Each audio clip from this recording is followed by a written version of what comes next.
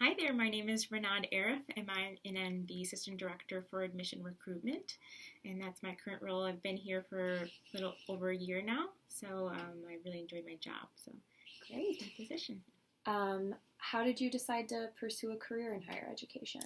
That's a great question. So to give you a little bit of background, I did my undergrad here at UB in economics, and my master's was in geographic information science. And throughout my academic career, I worked as a student assistant for both my undergrad and my grad in admissions for the School of Engineering. So I was immersed in the School of Engineering for a little over 5 years, and I rotated among 7 departments. So I worked with a lot of international students.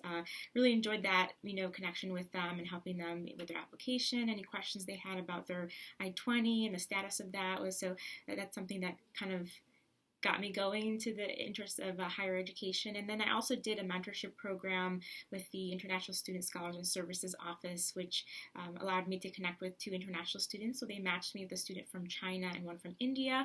And that was great because I got to see, some of the struggles that they were going through and to find ways to help them transition. It was really nice because I was able to connect with them in a very informal way. So we would go on coffee meetings, we would go for lunch, we would do activities together to bond and be able to help them, ease that transition process for them. And at the time, I didn't think of a career in higher ed since I was really immersed in my field as well, in my master's degree. But I had worked in the field for a bit in my geographic information science area and really missed that student interaction. So I decided to come back and pursue a higher ed career here at UB.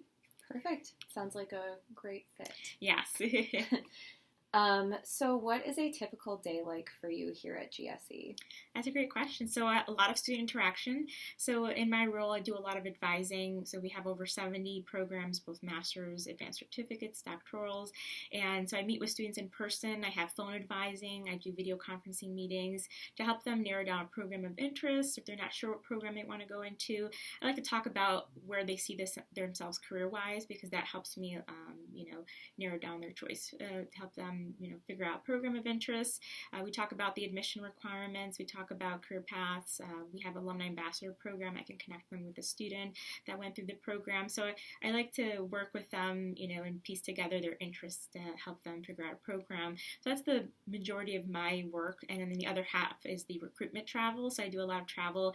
I attend graduate fairs. I attend conferences, and I connect with students in those settings to garner interest in our programs and and gather that interest to come to UB.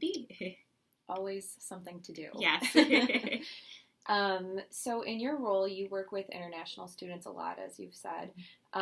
What is some of the feedback that you've received about their experience applying to grad school? That's a great question. So oftentimes we see international students are a bit overwhelmed, and more particularly, I would say with website navigations can be an issue. Oftentimes when program does not have a contact person that they can connect with, if it takes too many clicks to get there, or they're not sure if they're on the right page or the right contact person. Oftentimes they're emailing multiple units, they're emailing the central graduate school, and they're feeling overwhelmed that they haven't gotten a response until somebody forwards it to the correct person. So I'd say it goes without saying, if your website is not easy to navigate, that's a problem, and you're losing your students' interest. And with international students, you really have to nurture those inquiries as you get them. And so I'd say that those are one of the concerns. And then I'd say the issue of funding. A lot of international students are looking for a funded program. It's expensive for them to come here to the U.S. or committing to a U.S.-based education. And oftentimes their families are the ones that are funding their study, and they're putting their entire life savings for them. So having either partial funding or some sort of funding to offset those costs is something they are looking for. And so those are some of the concerns I've seen. And in addition to that, I'd say, with the political climate, the visa processing is another issue. We're seeing, longer than normal processing times for them to get those approvals for their visa. And having funding goes hand in hand with getting your visa in time, because the embassy will have more preference to those that have funding. And so oftentimes even departments have to put up additional documentation letters in support of those students to help them get here. Excellent. Thank you. That covered all of my questions. You're welcome. Yeah, so many challenges. Absolutely. Really difficult with the political climate as well, like you said. So what advice do you have for international students who might want to apply for grad school in the U.S.?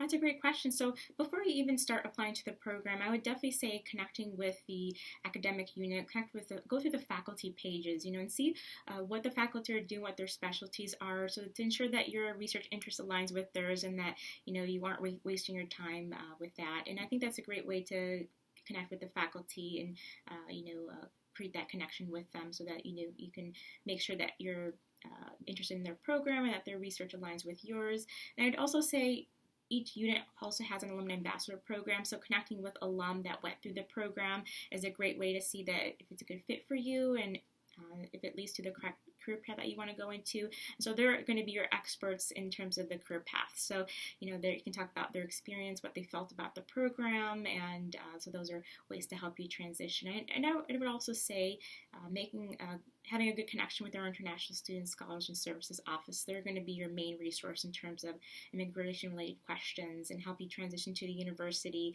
They also have really friendly staff, and a lot of international students work there, so they can speak your language and really help you transition here at UB. And they have some wonderful workshops, how to succeed in a U.S.-based system, tips on how to study. They have some wonderful programs that you can join in and learn more about the culture at UB, the various clubs and activities that you can immerse yourself in. Great. I didn't even know about some of those workshops, so that's really helpful. Do you have any advice in terms of what international students can do to help them get settled once they're arrived here? Or they've arrived here? That's a great question. I would say definitely the International Student Scholars has a welcome series. That's important to join with those activities. I know there's a required orientation that you have to do, but that welcome series will really help you with how's the best way to get around at UB. What's the transportation like? Places to eat on campus. Where to go for certain things if you have an emergency. Where do you go? So they're gonna give you all out that information. So I'd say it's important to go to that welcome series. They also have they do sort of like a party for international students, and they have a Niagara Falls tour that they do typically in the fall. So it's you go on a boat tour with other international students, and you get to meet with them and kind of in an informal, fun setting. So they like to get you outside of the university and see what Western New York has to offer in terms of the culture, food, and the activities that we have available to you. Cool. Thank you. So in your opinion, what would you say the benefits are of studying at UB as an international student? That's a good question. So we are world-renowned research institution. We have top professors that are in their field working on some pretty great research. And I'd say having a very diverse student community is a really benefit to us. We have students from all over the world here, and we have over 600 student clubs and organizations. So everything from language clubs to culture clubs, religion clubs, art, music. So there's so many activities and groups to immerse yourself in, and you'll find your home in those clubs, and you'll meet students with similar interests as well. So that's something that you will see here at UB. I love that. Thank you. You're welcome. So can you tell me more about graduate assistantships or other work opportunities that international graduate students might be able to pursue here? Absolutely. So our international students can pursue internships and assistantships. So at UB, the various students have assistantships, so you can do an assistantship in campus living.